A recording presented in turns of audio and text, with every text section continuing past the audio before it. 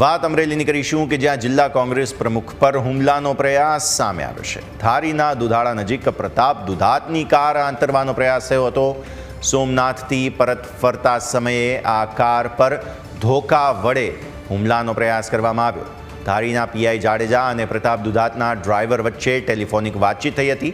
આ સમગ્ર ઘટનાને લઈને હજુ સુધી કોઈ પોલીસ ફરિયાદ નોંધવામાં નથી આવી, પરંતુ પ્રતાપ દુધાત અમરેલી જિલ્લા પોલીસ વડાને રૂબરૂ મળીને રજૂઆત કરશે।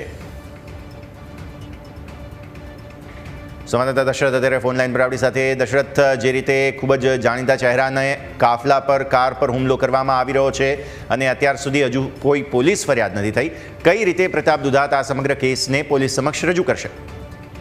બિલકુલ, અમરેલી જિલ્લાના કોંગ્રેસના પ્રમુખ અને પૂર્વ ધારાસભ્ય પ્રતાપ દુધાતની કારને આતરવાનો પ્રયાસ થયો છે ને ગત મોડી રાતે ધારીના દુધાળા ગામ નજીકથી આ ઘટના બની હોવાનું સામે આવ્યું છે।